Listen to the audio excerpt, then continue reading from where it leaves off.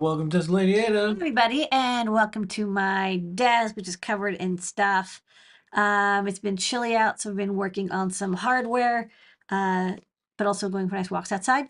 A lot of stuff actually happened this week because, thankfully, Timon, who has been working with me on the Raspberry Pi DSI Linux kernel, was like, "Hey, let's keep working on this," and I'm like, "Oh yeah!" Like a month went by, which happens. Time disappears. The days are long, but the months are short. And so we got back to some Raspberry Pi DSI display hacking with device tree overlays. There's a lot of DTS, DBTS, ICN, lots of acronyms here. So let's maybe I'll pull out the overhead a bit and then I can show my setup here because there's a bazillion things on my desk, by the way. So if like as I'm doing one of these like live demos, it doesn't work, just bear with me because there's like 16 things connected together on my desk. And yeah, it's just a party. So let's go to the overhead and let's see what's going on here. So let's auto focus. Okay, so I've got my Raspberry Pi here, and I'm using a Pi 5. Not because I have to, but first off, it does boot very quickly. And also, it's good to test stuff with the latest hardware because eventually everyone's going to have a Pi 5 or there's going to be more popular. And so I want to make sure it works with the latest stuff. So I've got the cooling on here, even though it's not spinning. I don't need it. And I've got a 5-volt that I'm grabbing from here for this display, which I'll show in a little bit. And then connected to the UART port, I've got this Pico probe. I think I chatted about this last week. So the Pico probe is used for SWD debugging of an RP2040. And there's two ports. There's the SWD port and the UART port. And it turns out, not coincidentally, that you can just plug this right in and use this for connecting to the serial console. It's just helpful if you want to like set up the, because it doesn't come with SSH on by default anymore in Bookworm, so handy to have this. And then I've also got hidden behind me, this has got Ethernet and a mouse connected. So put this, and then here's the cable. This is the display cable connected to the 22-pin DSI port. And then on the other side to a 15-pin DSI port. And then this is the ICN 6211 adapter. This is like Rev B or C by now. So it's got a little boost converter here for the backlight, the ICN, which converts DSI signal to RGB TTL. And then over here, you can kind of see there's, it'll be tough, but later on I'll zoom in. You can see the Raspberry Pi image here. This is the RGB 666 TTL display pinout, used by the round and square displays that I've been playing with. And then over here is a breakout for all of the different I2C ports. So there's like 4 I2C ports on this device. There's the I2C that comes to the DSI, and the Raspberry Pi can access it. It's called I2C number 6. There is the I2C for configuring the ICN 6211. There's the I2C for the capacitive touch. And there's also hidden under here is an ATtiny 1616, and that has an I2C peripheral. It's switchable. It can be either controller or peripheral. And so there is a DSI I2C, like basically you have to configure and set up all of the hardware here. And this is where like it's starting to get like kind of complicated because these displays, especially like there's one display I have that does not require SPI init, but almost all of them require SPI init. And there's no SPI pin controller through the DSI connector. So instead I've got this ATtiny, which is going to set up the display and tell it like, hey, here's your resolution and gamma settings and turn on. And then maybe I can zoom in a little bit here so you can see autofocus. So this is, okay, yeah, so you can see this is actually, it's not synced up right. And I'll explain why. There's a reason for why it's like cut in half right here. But, this is showing the Raspberry Pi desktop. But this display needs to be configured over SPI. So I'm using the ATtiny to do that. And you only do that once. So you like boot up, do a hard reset on the TFT, blast the SPI initialization, which is given to you with the display. And then you can just pump RGB pixels through here.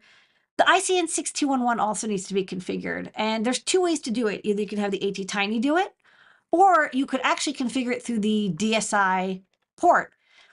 only thing is that like then like you need a device driver. Da, da, da. It's actually easier if you just have the ATtiny do it, because again, you only have to do it once at boot up, and then like you're done. Then you just pipe, differential video data over MIPI connection, and it outputs. And then the capacitive touch, definitely you want to have that come through the DSI, because that way you can have touch control. Although I'll say we have added it, and I haven't tested it. Maybe next week I'll show off the capacitive touch. So I've got all these pieces. I've got this ATtiny. It's got to send this SPI data. It's got to send the I2C data, the ICN configured. They have to match up. Maybe I touched something and then I just reset. Hold on. Turn on the Raspberry Pi again. There is like a lot of wires here. They very easily get touchy. Sorry. You got the the SPI configuration of the display, the I2C configuration of the ICN 6211. Here you can see the boot screen come up. Oh, interesting. Why is it when I move it, it shorts? Something is definitely touching here. It should not be touching. That's a bummer. All right, hopefully my live demo will work. I'll put this on here for now. Sorry. SPI configuration of the display, I2C configuration of the ICN 6211. And then also I want to maybe have the ATtiny act as a backlight controller, so that I can use I2C to control. Oh, interesting. It's like really crashing now. That's kind of cool. Hold on. Maybe I'm going to give a different power supply here, in case that's the issue. Let's use this. Exciting times. Just said live demo. And so to get all these little pieces working, and I want to make sure that I've got, because you have to have everything working perfectly, or like nothing shows up, which could equal, many, many hours of mucking about and trying to get stuff to show up. And like, if everything's unaligned and you're like, why is I'm getting this, I'm getting that, and like the sync rate is, and like the display is flickering. And so I thought what would be easiest is if I actually did only, one piece at a time of the configuration. So let's go to the computer. I think the power supply was bad. Now I got a good power supply, so at least it's up and running. So this here is the, I'm looking at the serial output of the ATtiny 1616. I have that connected up to a USB serial console cable, which is really handy because it's telling me, it can tell me what data it finds, what SPI commands it's running.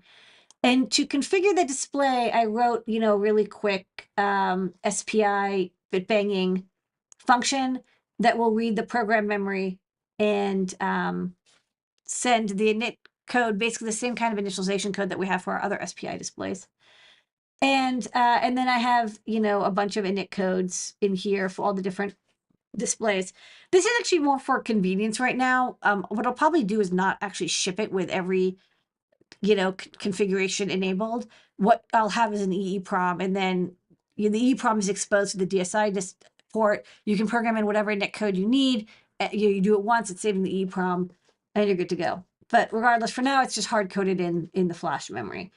And so what I do is I uncomment whatever display I want to use. So I'm actually gonna do the 4-inch round, and then what I did was I have this loop here that sends, after the init code sent, I send command 22 and 23. And those are MIPI DSI commands that are like kind of universal, and they mean all pixels on, all pixels off. And the reason you want to do this is that getting like the SPI data sent with like the data and clock bit, because it's a 9-bit SPI, and like when the chip set goes high or low, and is this clock, SPI clock is high and then dropping or rising, getting all that right is like annoying, and it's hard to know whether you initialize the display correctly. So when I do displays, I always try sending, once I've done the init, I send those commands, because it's very easy to tell if it's worked or not. So what I'm going to do is I'm going to just quickly swap out the 2-inch for the 4-inch display, because it's going to be nice and chunky. So you can go to the overhead real fast if you want to see this. So I just removed this display. Oops. Over there. And I'm going to attach this display, and I've removed the DSI cable, so it's not I'm not hot swapping. Well, I am hot swapping, but I'm not hot swapping in the worst way possible. And then I'm going to power this up. And actually what I'll do is I'm going to actually keep the DSI cable disconnected. So yeah, the DSI cable is actually not connected to this board. It's just the ATtiny and the screen. How are we doing on time? Good. Okay. So then this will, if this works, I'm uploading to the ATtiny over the UPDI connector.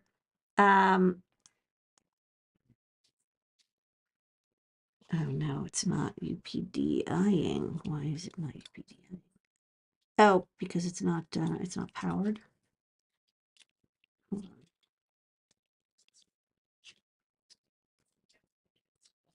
Live demo. Let's try again.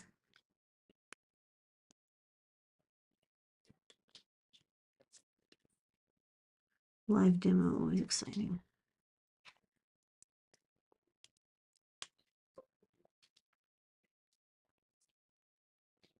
Oh man, this is always a pain. Why is it not?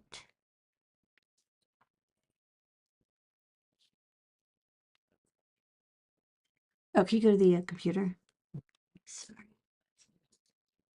Trying to get the UPDI to work. I have the right port. Of course, I tested this right before we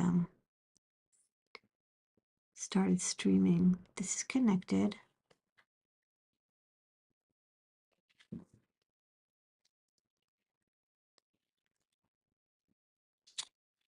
I'm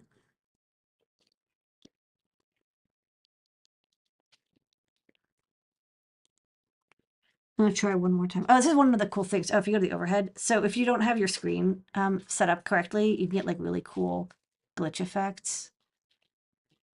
All right, come on. No, it's not working. Weird. I might have fried it somehow. That would be annoying.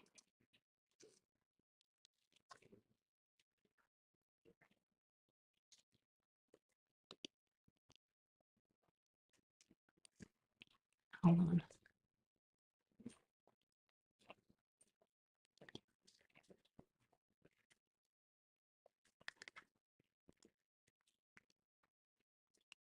It's the tragedy of the live demo. What is not working with this? Mysterious. Mysterious and mysteriouser. This is well seated.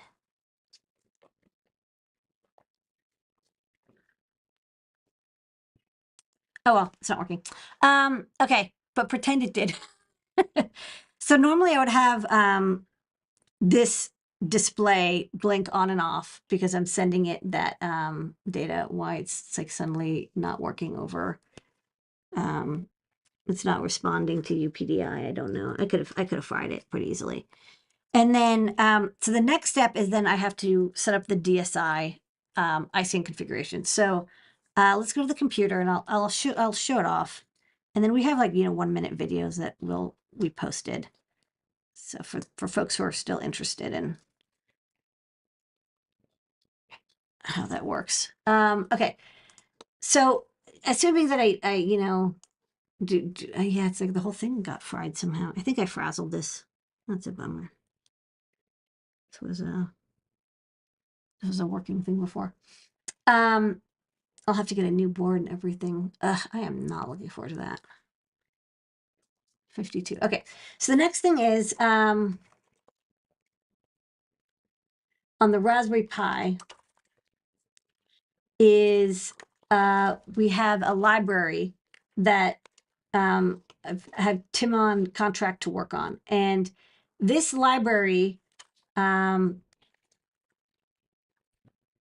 basically takes the extremely undocumented data sheet for the ICN 6211 and lets you set all the configurations with register commands. So in a second, I don't know. this not to overheat while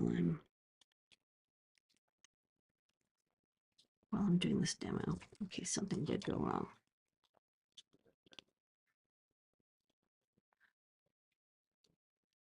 That's weird. So I can set the configuration for the ICN 6211, and this is the, let's see if I can get the data sheet. Oh man, now my browser's not working. I'm having a day. All right, never mind. I can have the ICN 6211 configured, and in the examples, what you have to do is, I'll start figuring this out, but you can configure the resolution and the porches, so like all the RGB TTL settings for each display via I2C. So what we do is, like I mentioned, the DSI display has an I2C port on it, which is number 6. So actually, let me go. Display overlays.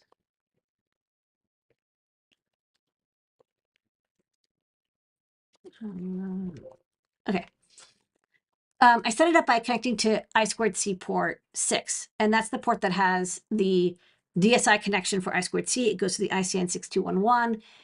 And then from here, I can set up things like setting up a color bar test mode. I can set up the resolution, the porches and the sync widths, and then like some other random ass settings. One thing that we have to do is, one thing that's kind of interesting about the ICN 6211 is you can actually have the RGB and B data in almost any order, and then you can use the registers to swap the bits around. So if you want like BGR instead of RGB for routing, like I actually ended up routing it not to be exactly like what the data sheet says RG and BR. I think it's BGR, and you can just say swap the R and B pixels, and you also swap lowest pin to highest pin. So like if instead of having to like route and then interleave every pin, if you have to like swap all the bits from like 0 to 7 and 7 to 0 and 1 to 6, etc., you can tell it, hey, I want you to also invert the direction which the bits go. So routing the ICN 6211 actually was a lot easier than I thought. The original version, like I had to do all these like, oh, every pin has to go under every other pin, but it turns out that's not necessary. And then because these displays are 666 mode, you have to tell it how you want to convert the 8-bit output to 6-bit. And you tell me MIPI lanes and set up the PLL. So if this display was working, if my demo was working, which it's not, I'd be able to set up the ICN 6211 and show you color bars. But sadly, it's not working. Let me try resetting. Yeah, I really frazzled this, which is like kind of cool. Let's connect to ground VN. Yeah, I don't know. Mystery. Let's try. On the off chance it was that USB cable, which it could be. Let's try this. And then after this, you set up the ICN, which I've done over I2C. Then you can load the kernel driver. Oh, no, this is not working. Okay, so yeah, I'll just talk about this last. So the kernel driver is here. Yeah, wow, this is like not even, this is like totally not working. So this PR is open and hopefully will be merged soon. And the trick that we're doing with this diff to panel simple is the original DSI graphics display for the Linux kernel only supported 800 by 480 displays and everything. Oh, sorry, the original, sorry, there's a kernel driver specifically for Raspberry Pi display. There's 800 and 480. If you want to use something else, you have to use this driver called Panel Simple. But the problem with Panel Simple is you actually have to go in and say every single every single different display that you could possibly imagine has its own entry, which is exactly the kind of thing I hate. So like, for example, like this is the FG111, whatever. It's like defined, the porches and the active, the display size and every flag is defined in the driver. So it's hard coded. So every time you want to add a new display, you have to do like a, upstream merge to add your display, which sucks. And so what I've asked Tim on to do, and we're contracting him to work with Adafruit to do this, is to add support for being able to change just the overlay text and have all the timing, the panel timing be in the overlay. So that at least that way you don't have to recompile a kernel, you don't have to do an upstream thing. You have a device tree overlay, you set the parameters in it, you compile it, and you can load it, and you can do that from a Raspberry Pi very easily. So I'll try to get this demo working, and maybe next week I'll show it again. Sorry. It was totally working before the show. But you can also watch the 1-minute videos that Mr. Ladyada and I shot and are putting up. We put some up on YouTube. They're everywhere. All right, so let's go to the Great Search. Where in the world is that part I need? The Great Search with DigiKey. The Great Search brought to you by DigiKey and Adafruit. Thanks, DigiKey. Every single week, Ladyada user power of engineering help you, yes, you find the things that you are looking for. This week, we tuned into X, formerly known as Twitter, to help find something that someone's looking for. What is it this week, Ladyada? Okay, so this week, I'm going to open up DigiKey. This week, somebody asked for because I actually like to look for the phrase DigiKey and search or DigiKey and find or like request. And there's always somebody who's asking, hey, I want to, it's quite nice. They usually have a photo of the thing they want. They're like, I have a photo of this thing and I want it.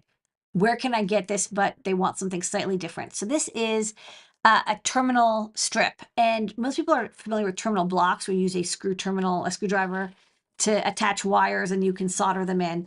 So these terminal strips are kind of like an ancient technology. They have these solder lugs. So those 3 little things that stick out, they have holes so you can put a wire through and wrap it for a strong mechanical connection. And they're meant to make it so you can attach like 3 or 4 wires. So instead of a breadboard where you plug the wires in and then maybe they can come loose, or even if you have a perf board where you may not be able to mount it easily. These are designed if you want to make multi-point connections. So normally that middle one, the one that has a little tab, that's ground, and so you would attach that to your chassis ground, and then you'd have maybe a power and signal and ground, and you could have as many wires as you want to wrap around into the little holes. You usually get again like 3 or 4 wires.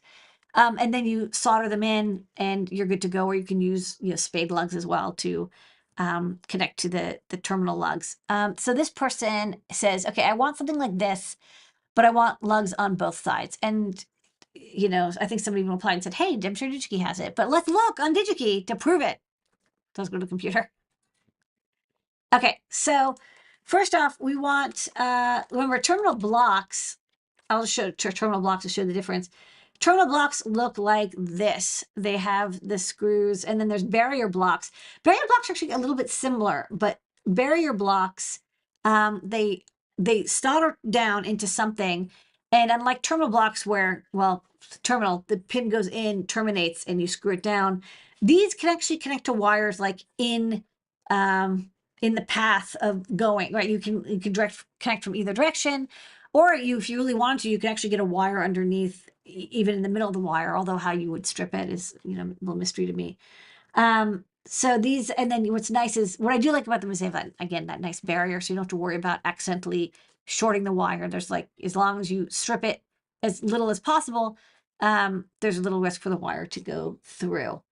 So these are just, explaining that these, if you're looking for terminal strips, these might also be good for you. But they're categorized differently. And then there's special terminal blocks and power distribution, but we particularly want terminal strips. It's actually interesting because it's not terminal as an ending. I think it's terminal as in it's like from there you can go elsewhere. I don't know what the terminal strip phrasing is. Okay, so these are called terminal strips and turret boards. I'll admit, I do not know what a turret board is. Oh, that's kind of cool. So I guess it's a little like a wire wrapping thing here. So, well, this is kind of neat. I do not know what breadboards are for, but these look kind of useful. There's also binding posts. These are also going to be phenolic. And then, you can solder. See the little tab with the hole? You solder the tab and then you can screw down to connect other wires. So just another power and signal distribution method. This would be particularly good on an enclosure. You'd cut a strip in the enclosure. You would attach it to the outside of the enclosure with the lugs inside. You connect inside to the lugs and then screw on the outside if you want to connect to it. One of these, to be fair, a lot of times where you see this is ham radio kits. I remember like Heathkit products often had these devices. So the good news is that this is exactly what the person was saying they didn't want, which is good. It means we're at least in the right category. And it looks like Keystone has a lot of options in this family. So what I would always recommend is check out the data sheet, because in this case, Keystone particular, they will tell you all your configurations available. And it looks like they do, in fact, have a couple different options, 35, 36, and 37, which are part numbers 834, 835, and 836 are all going to be double tabbed. Oh, sorry, with 33. So figure 33, 832, 833, and 831. So we could look for Keystone. We look at in stock. And then if we scroll down, we'll see 836. Yep, so it's got the lugs on both sides. This is 5 connections. This is the 836. So let's look for the 830. Whoops, sorry. 830 terminal strips, 832.